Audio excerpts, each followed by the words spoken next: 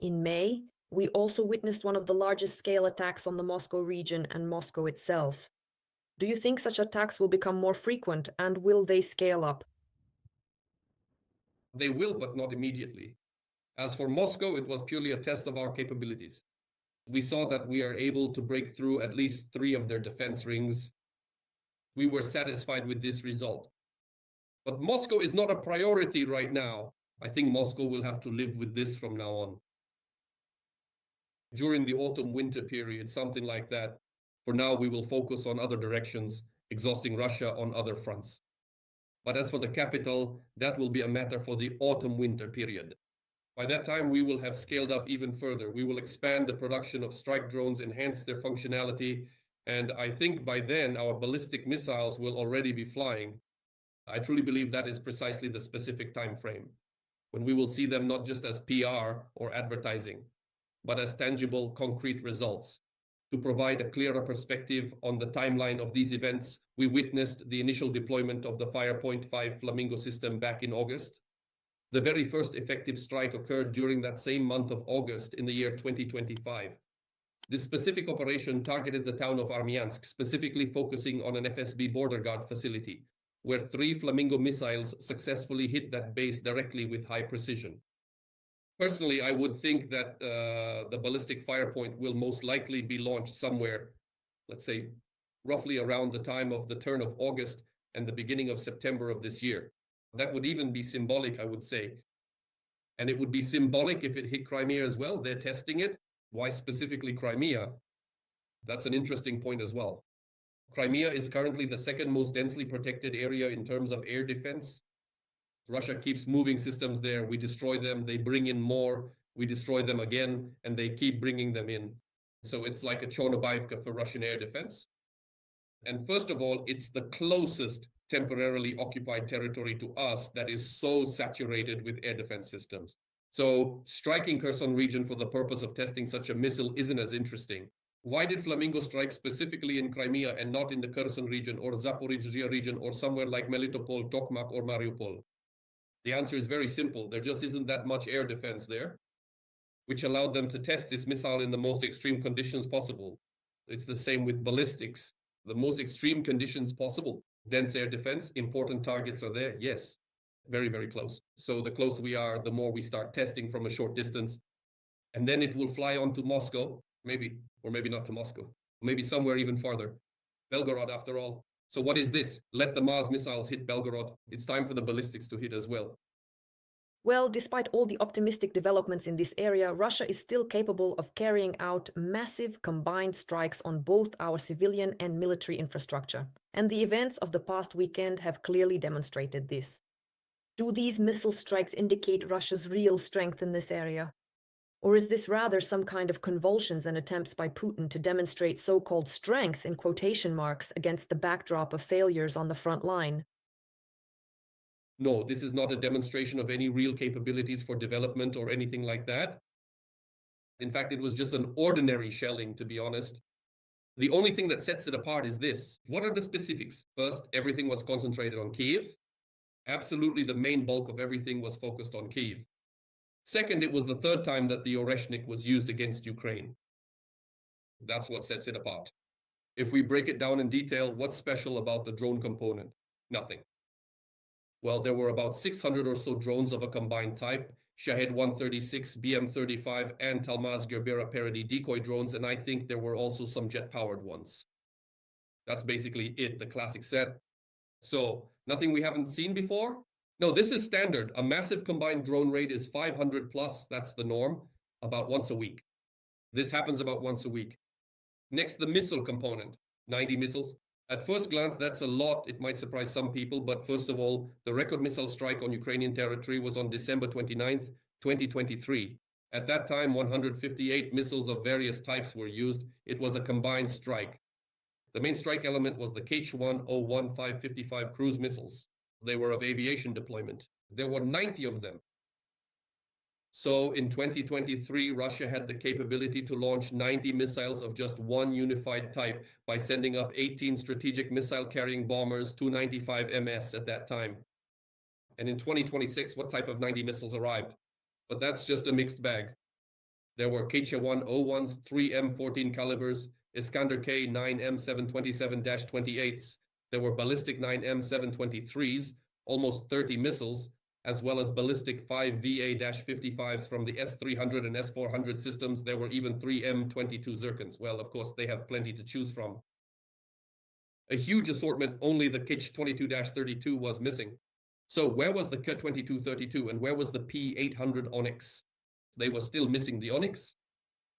Other than that, they used almost all the missiles they have available to make this a really powerful missile strike. What does this tell us? They can't currently deliver a unified strike of 90 missiles of the same type. Neither the KS-1 nor the TRM-14. Where are the 18 to 95 MS? What happened to them? What happened to them on June 1st, 2025? They burned up. That's what happened to them. No, I could interpret it a bit differently, like Zhukov once said about us here in Kiev, Mr. Zhukov. But no, they really did burn up. By the way, why weren't there 90 launches of the 3 M14 caliber? Where are those calibers? What happened to the Russian warships carrying the 3 M14 caliber missiles? They didn't burn up, they sank. And now there's only a limited number of launches left, which we also regularly finish off from time to time, either with a naval drone or an aerial drone. Yes, it doesn't sink when an aerial drone hits it.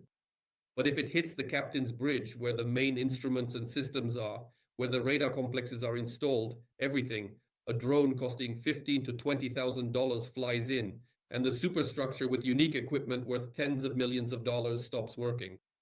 The ship is no longer combat capable.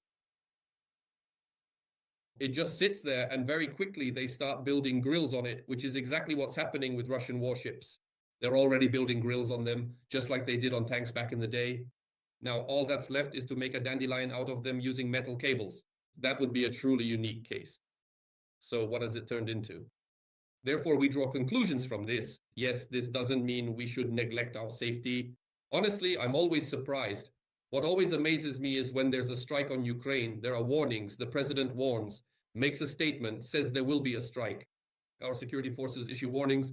The Ministry of Internal Affairs of Ukraine issues warnings. The Security Service of Ukraine issues warnings. Everyone is issuing warnings. Warnings are broadcast on TV channels. All the monitoring channels are issuing warnings. Some of them have hundreds of thousands or even millions of subscribers. They issue warnings here as well. The Marathon, God forbid, but even they are issuing warnings that there will be a massive shelling.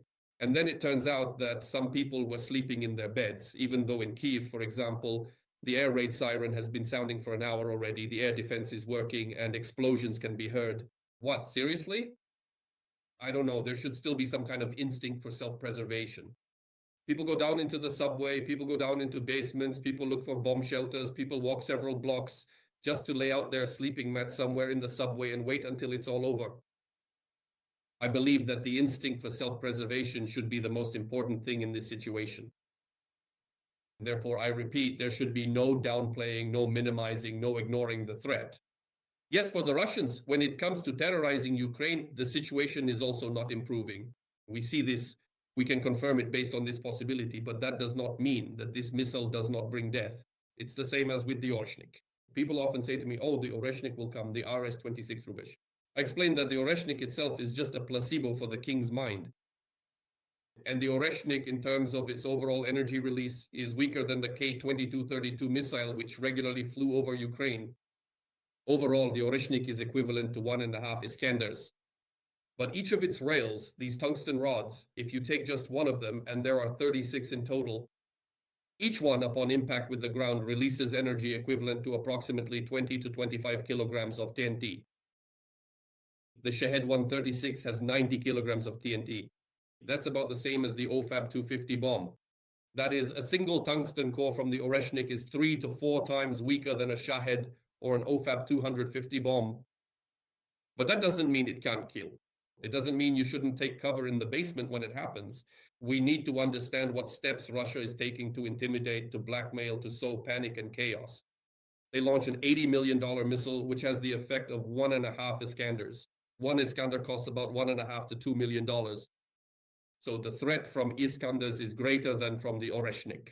But the Oreshnik also kills. That's why the instinct for self-preservation, understanding the enemy's moves, how frightened he is himself, how much he panics, and realizing that we must think about our own lives, all of this should be equally important in our minds, just like a mother's concern. Yes, this is everyday life, but when a real threat to life arises, this everyday routine and even our sense of humor, which is so characteristic of us Ukrainians, needs to be set aside. We need to take care of our own lives and the lives of our loved ones. We still have to rebuild this country after the war and make it not just the best country in Europe, but in the world. And for that, we need motivated people and, most importantly, people who are alive and healthy. We must preserve our lives at the very least for this reason, so that we can later rebuild the country for our children and our grandchildren. Just a couple more questions specifically about the front. I'd like to mention here the statement by Syrski, who said that for the first time, the number of offensive actions by Ukraine's defense forces has surpassed those of the Russians. Where exactly along the front line is this breaking point, the exhaustion of the Russian army, most noticeable right now? Or is it everywhere in all directions? And specifically, I'd like to clarify about Zaporizhzhia. Can we say that the Russian offensive in Zaporizhzhia has definitely failed, or at the very least is now completely stalled? The exhaustion of the Russians is felt almost along the entire line of engagement. Even where their combat activity is most intense, they still fail to achieve any significant advantage. That's the first point. Even in Kostiantynivka or the Pokrovsk-Mirnohrad agglomeration, where they are trying to advance with a huge number of personnel, it does not give them any advantage. We notice this. Where are we seeing results?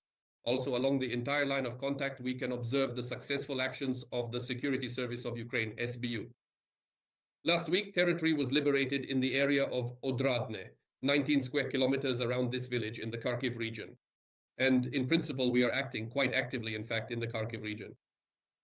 A successful operation was carried out in the area of Stepnohersk by units of the main intelligence directorate of the Ministry of Defense of Ukraine, and this is already in the Zaporizhzhia region.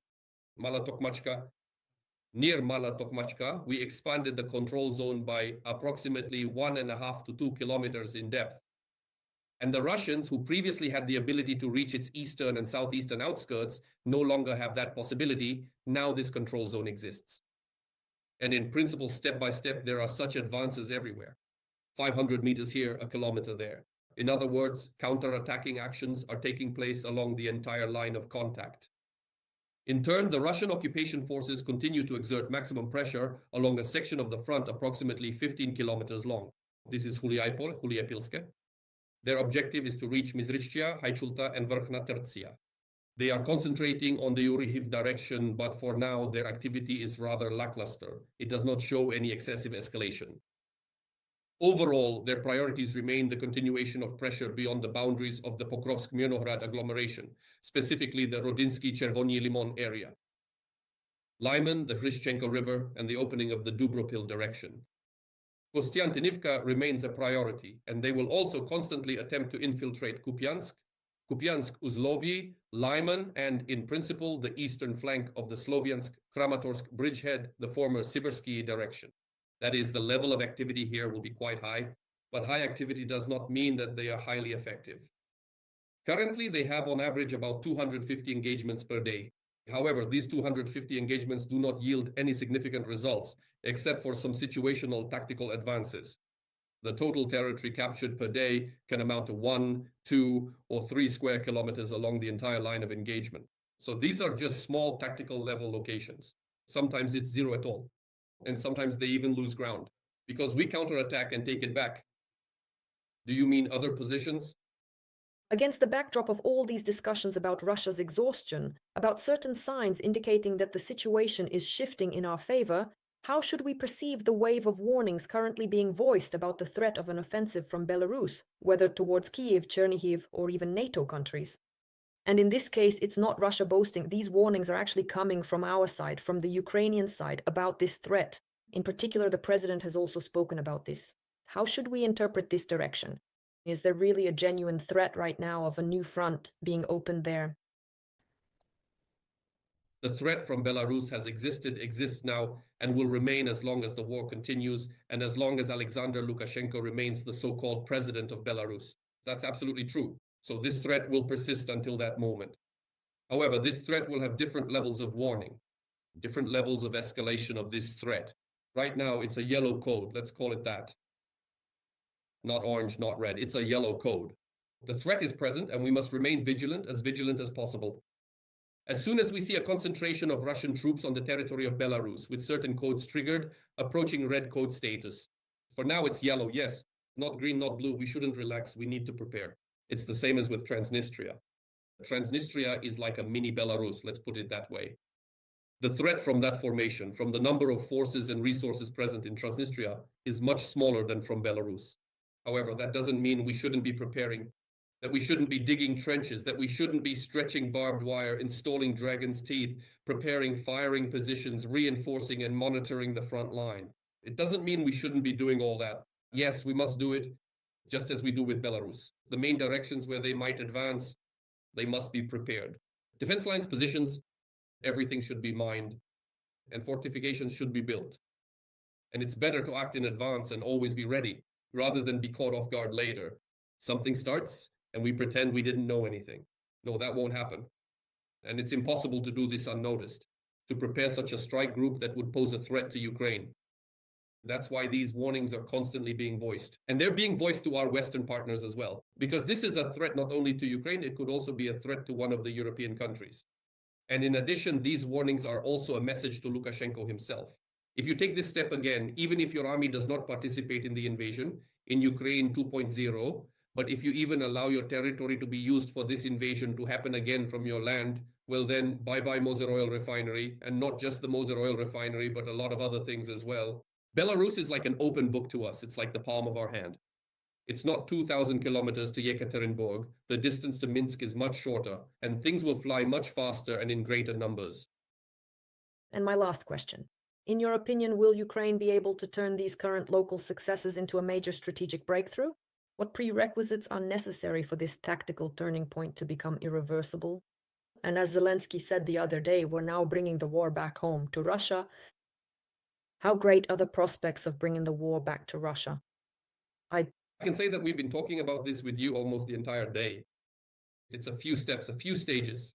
The exhaustion of human resources, this is when they can no longer compensate for their losses. That is, when their losses on the battlefield exceed what they can mobilize.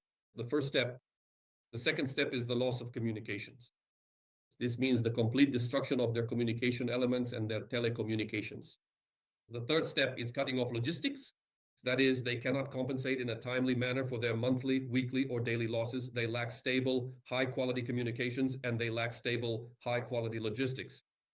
And it is precisely from this that the collapse of their defense will begin. This is a long road. It won't happen tomorrow, and it won't happen in a clear-cut way. In 2 to 3 weeks. It won't happen in 2 to 3 months either. I'm not even sure we'll fully see these events in 2026. But it is precisely the conclusion of the summer offensive campaign and its effectiveness. And to be honest, the effectiveness, where is the effectiveness of their offensive campaign, that will lead to us accelerating the process of creating the conditions for these events to happen sooner, perhaps even in 2027. Strikes taking control in 2026, as well as the medium and deep rear areas of the enemy, should not be forgotten. All of this will work to improve quality for us. And then we'll see what happens next.